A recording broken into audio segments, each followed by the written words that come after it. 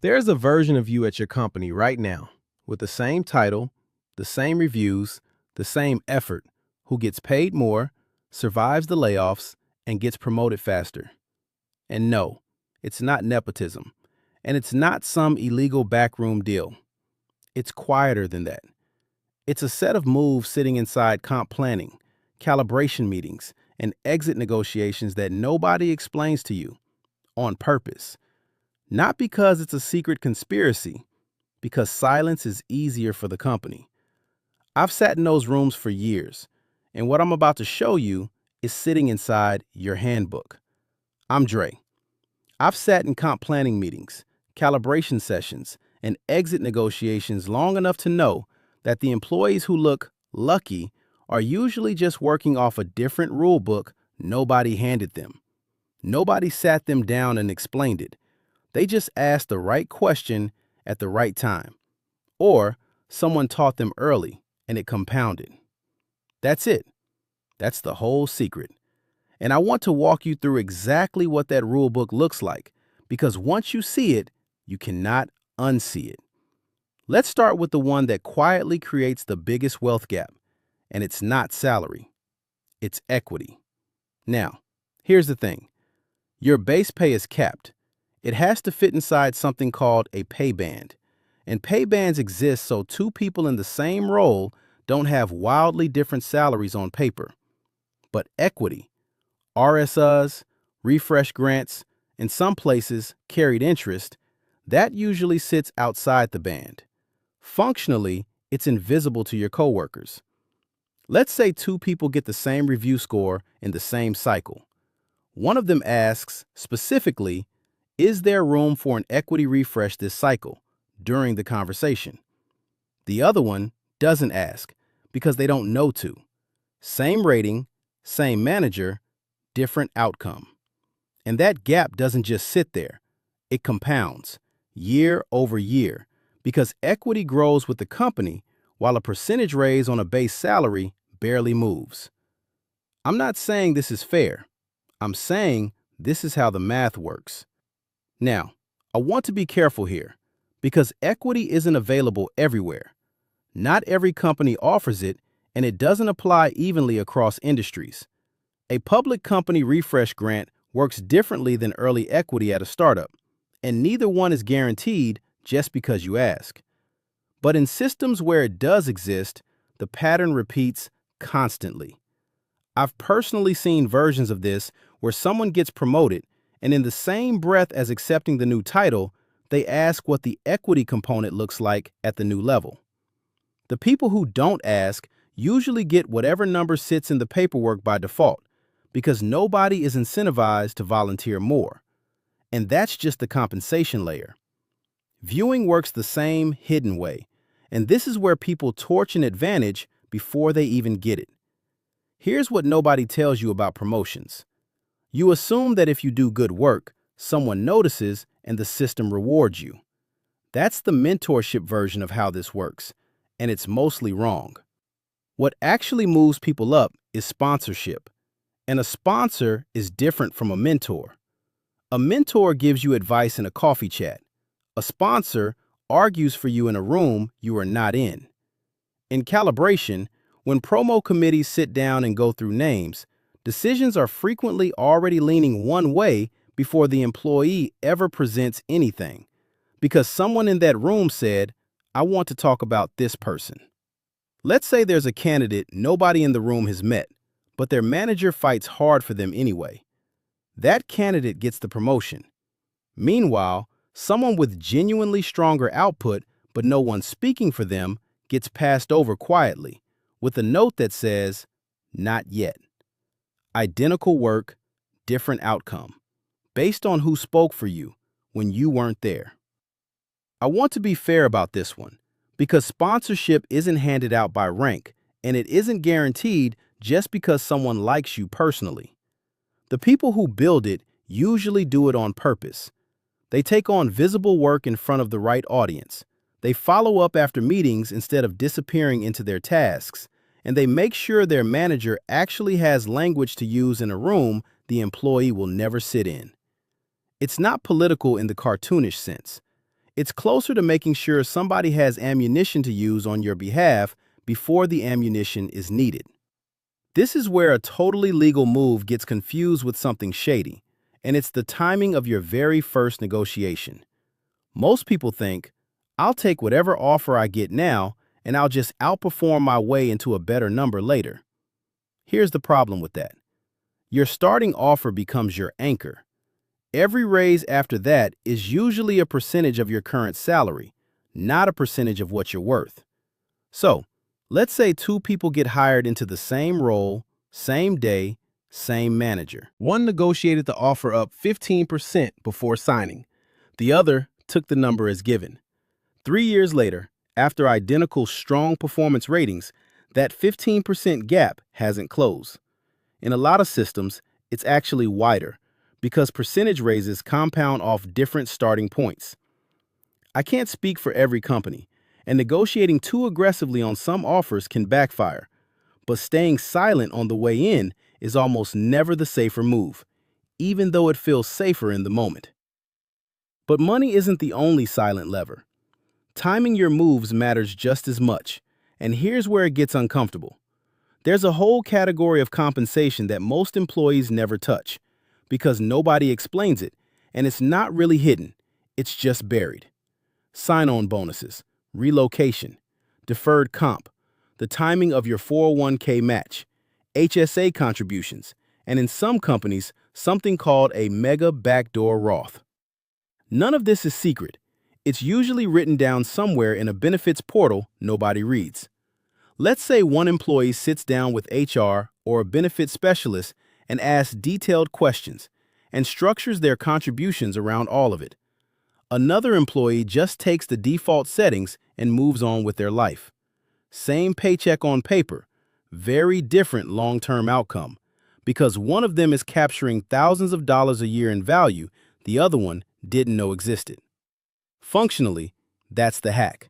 Not a loophole, just literacy. And it's not just pay that gets protected this way. Layoffs work off a similar hidden logic, and this is the part that scares people the most. Here's what people misunderstand about layoffs.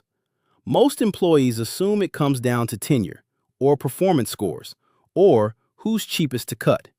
Sometimes it does. But in a lot of headcount planning conversations, there's another question sitting underneath all of it. Can leadership picture this person doing the work of two roles if we lose someone else? Visibility answers that question before performance data does.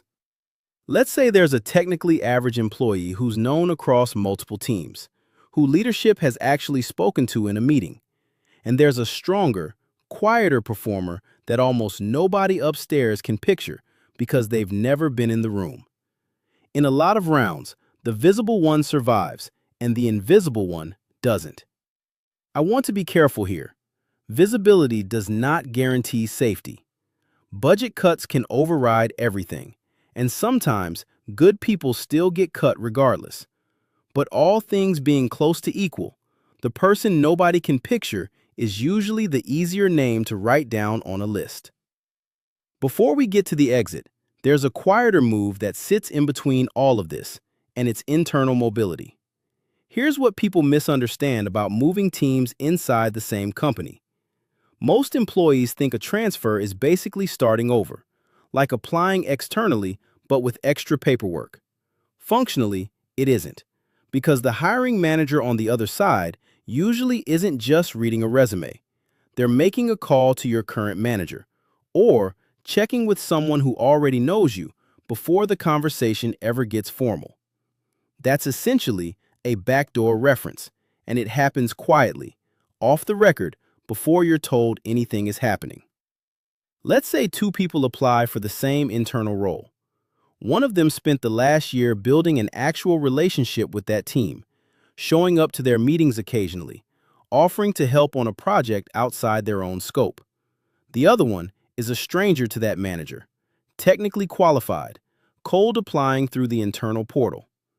The first person's backdoor reference does more work than their actual interview does. I know that feels unfair if you're the stranger. It is a little unfair, but it's also completely learnable because relationships like that are built quietly, months before you ever need them. There's one more hack that almost nobody talks about, and it happens right as people are walking out the door. Most people assume that when a layoff or an exit happens, you take whatever severance document HR hands you, sign it, and move on. Here's the boring truth that's actually worse than people expect. A lot of initial severance offers are written with room to negotiate because companies expect a percentage of people to push back, and most people don't.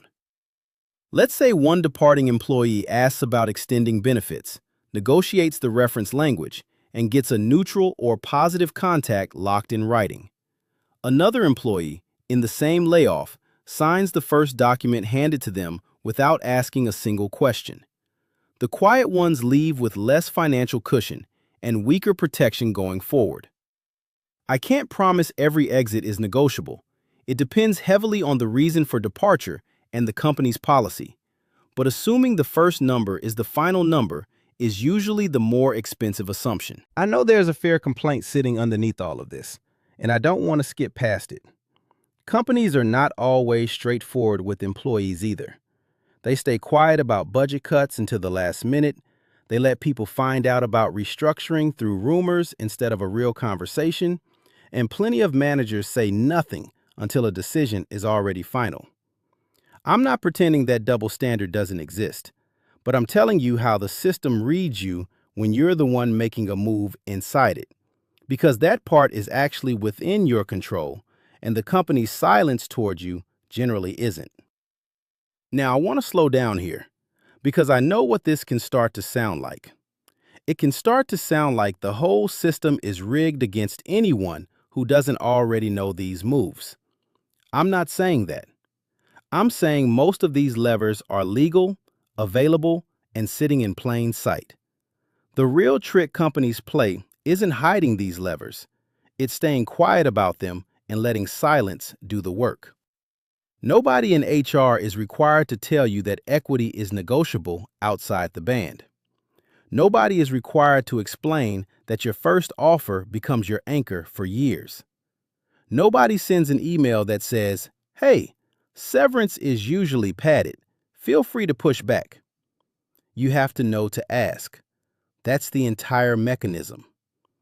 And here's the part that connects everything I just told you. Every one of these moves shares the same DNA. Comp structure, sponsorship, negotiation timing, benefits literacy, visibility, exit terms. None of it requires connections you don't have or luck you can't manufacture. It requires knowing the right question exists in the first place. That's genuinely it. The employees who look like they're playing a different game are usually just people who stopped assuming the system would explain itself to them and started asking questions everyone else was too nervous, too polite, or too unaware to ask. So here's what I'd actually do with this starting now. Ask directly about equity or refresh grants at your next review, even if you think the answer is no. Asking costs you nothing and tells you where you actually stand. If you're about to take a new offer, negotiate the base before you sign, not after, because that number follows you. Sit down with HR or a benefits specialist and go line by line through what you're leaving unclaimed, because most people are leaving real money on the table simply from not asking. Start being visible to people above your manager, not through flattery, but by making sure the right people have actually seen your work, because visibility is what gets you remembered in a room you're not in. And if you're ever on your way out the door, treat the first severance offer as a starting point, not a final answer, because in a lot of systems, it is. One more thing worth saying clearly. None of this is about gaming the system or manipulating people. Every move I just described is something a company would defend as completely normal if you asked them directly. That's exactly why it works, and exactly why almost nobody teaches it. It's not a trick against the company. It's just refusing to stay silent in a system that depends on your silence. None of this erases the years you didn't know. I can't hand you that back. But you can stop treating the gap between you and that other version of yourself as a talent gap. Because most of the time, it isn't one. It's an information gap. And now you have some of that information. So be the person who asks the question everyone else assumes they're not allowed to ask. Because functionally, that's the entire hack. And it was sitting in your handbook this whole time.